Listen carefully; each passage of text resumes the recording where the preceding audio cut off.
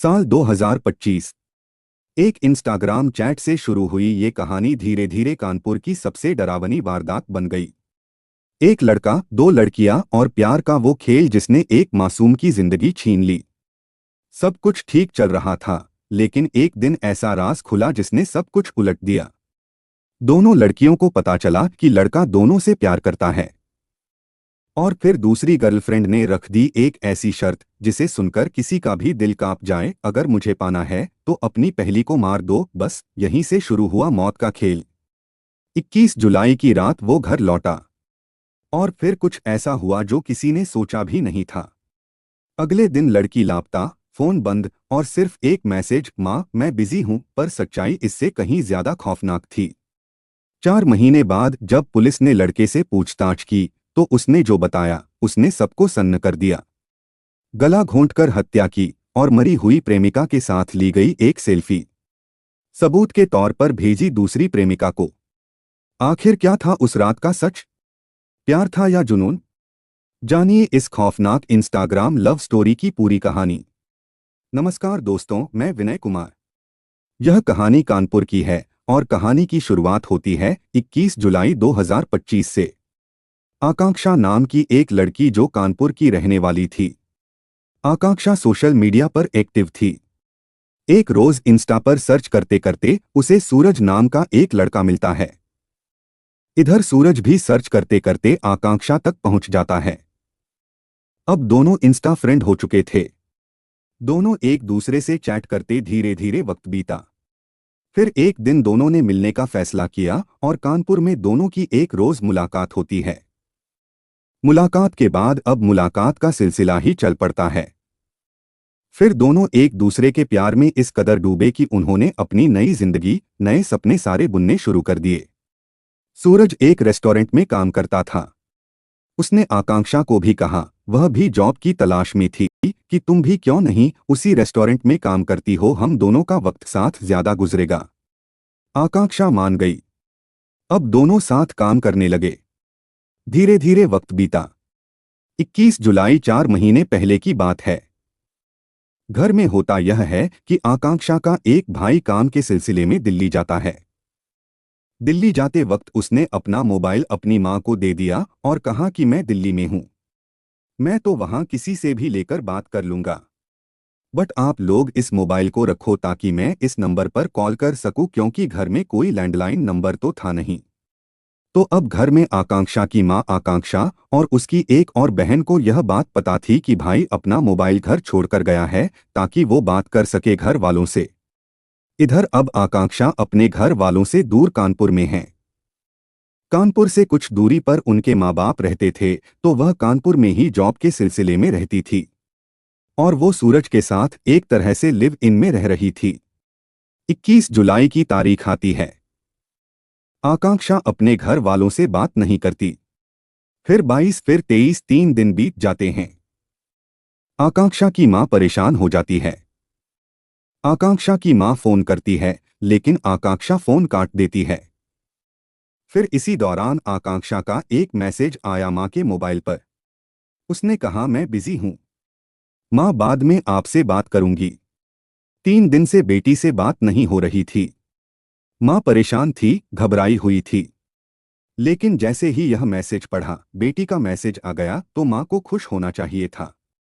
लेकिन इस मैसेज के पढ़ते ही मां और ज्यादा परेशान हो जाती है। उसने कहा, ये क्या?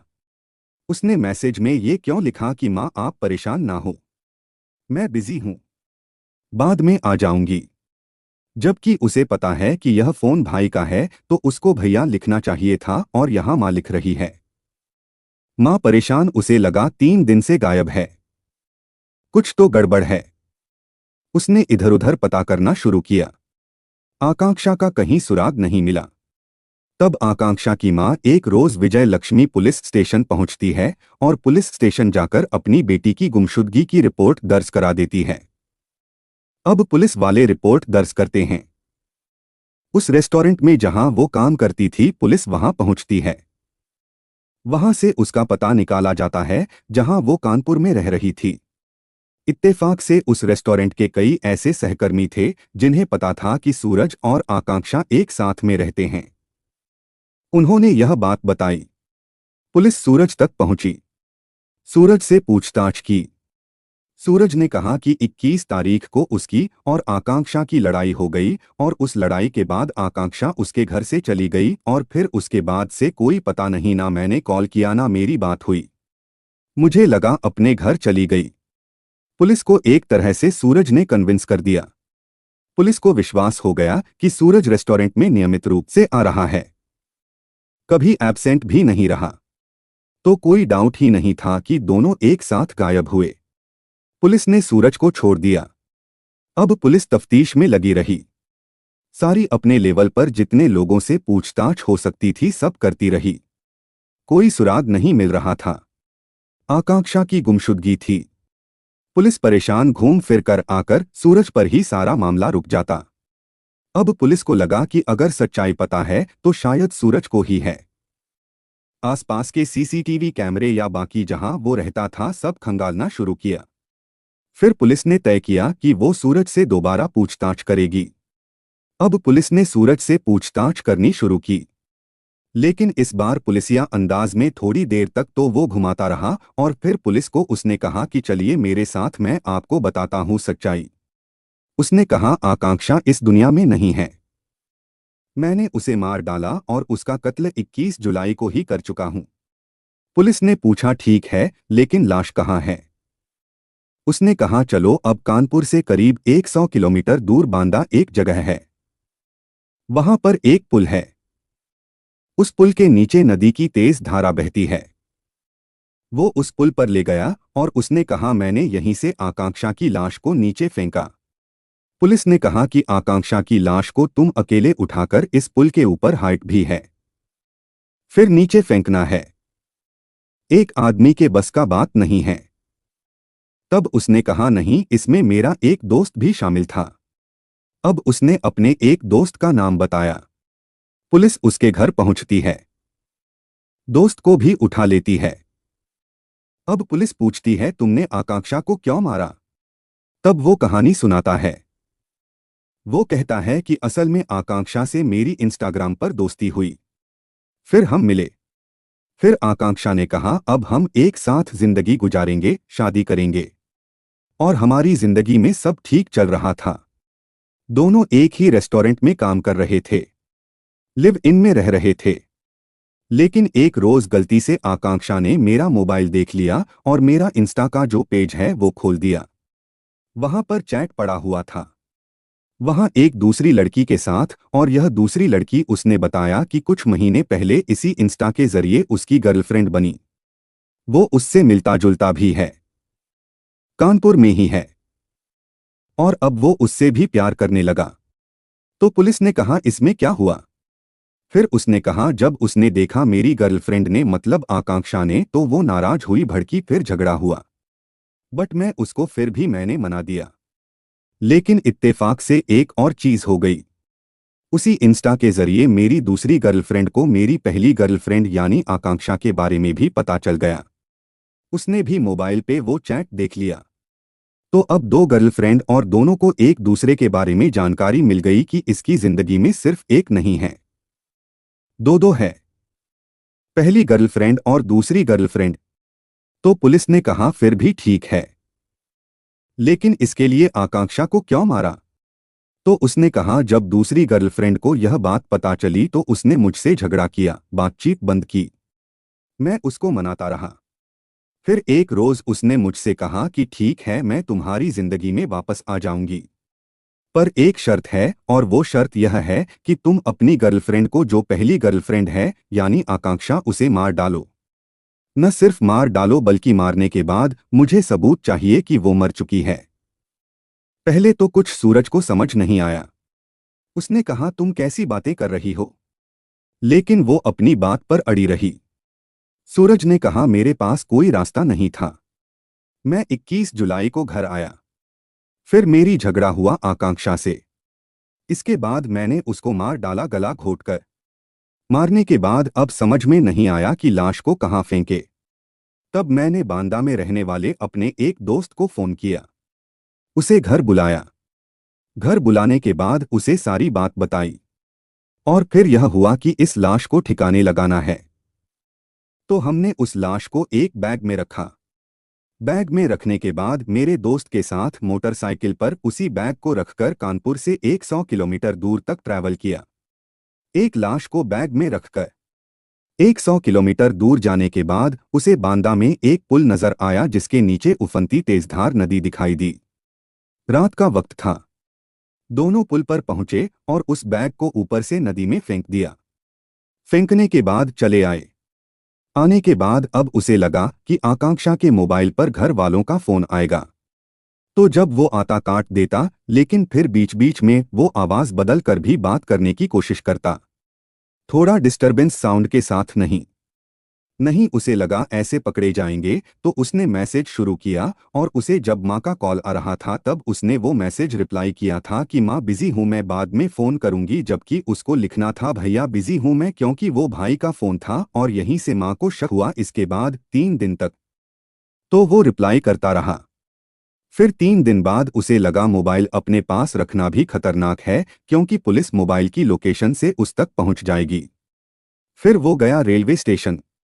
कानपुर सेंट्रल रेलवे स्टेशन जाकर एक ट्रेन के पास रुका। जब ट्रेन चलने लगी उसने उस ट्रेन में वो मोबाइल फेंक दिया। उसको यह था कि ये ट्रेन जहां जहां ट्रेवल करेगी मोबाइल का लोकेशन वैसे वैसे बदलता जाएगा, और जब पुलिस के पास ये मामला पहुंचेगा तो फिर कानपुर से दूर लोकेशन दिखाएगा आकांक्षा का, क्योंकि ट्रेन अलग अलग शहरों से होकर गुजरेगी। तो उसने पुलिस को यह भी उलझाने के लिए कर दिया काम।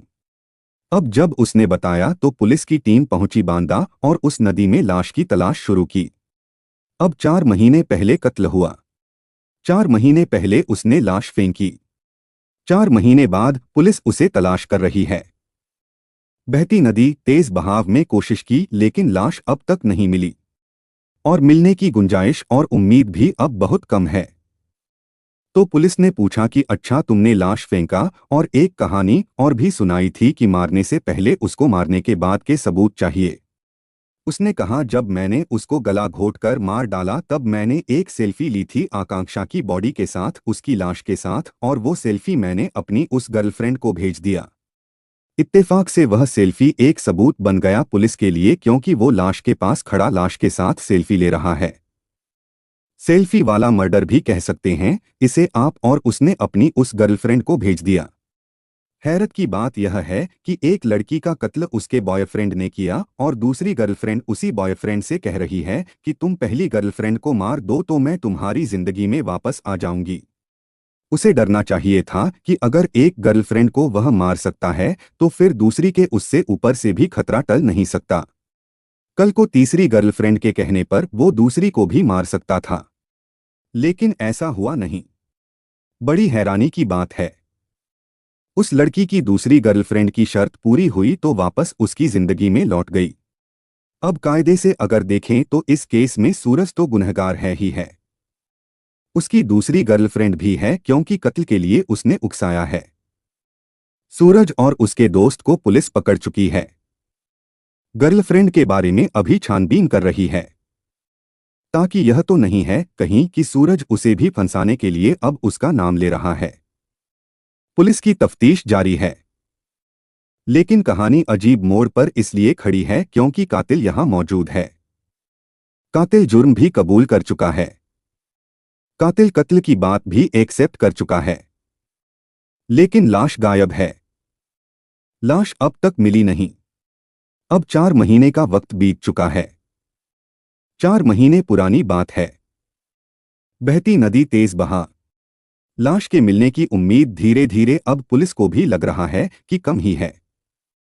अब ऐसे में सवाल यह उठता है कि बगैर लाश के ये केस कहां पर जाकर खत्म होगा, क्योंकि कातिल का इकरार जुर्म पुलिस कस्टडी में है, सर्कमस्टेंशियल एविडेंस साथ में है। आकांक्षा लौट कर नहीं आएगी, यह भी पक्का है। आकांक्षा का बाकी किसी ने कभी 21 जुलाई के बाद देखा नहीं, यह भी सच है। तब ये पूरा केस एक सर्कमस्टेंशियल एविडेंस पर खड़ा है, परिस्थितिजन्य साक्ष्य, जिसमें लाश नहीं है लेकिन कहानी है। कहानी के साथ कातिल है। अब देखना यह है कि कानपुर पुलिस इस केस को कितना स्ट्रांगली कोर्ट के सामने रखती है ताकि गुनहगारों को सजा मिले। कानपुर पुलिस का कहना तो है कि लाश की तलाश अब भी जारी है, पर ना भी मिले तो भी इसमें गुनहगार बख्शे नहीं जाएंगे, कोर्ट से छूट नहीं पाएंगे। वो इससे जुड़े हुए सारे सबूत कोर्ट के सामने रखेंगे।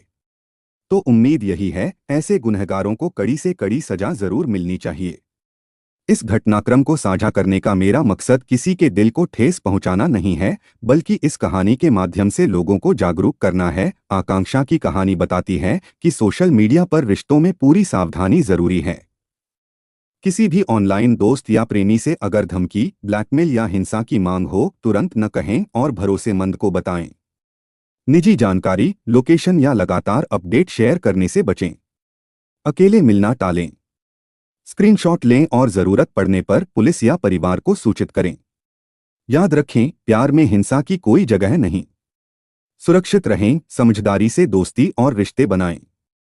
जय हिंद दोस्तों।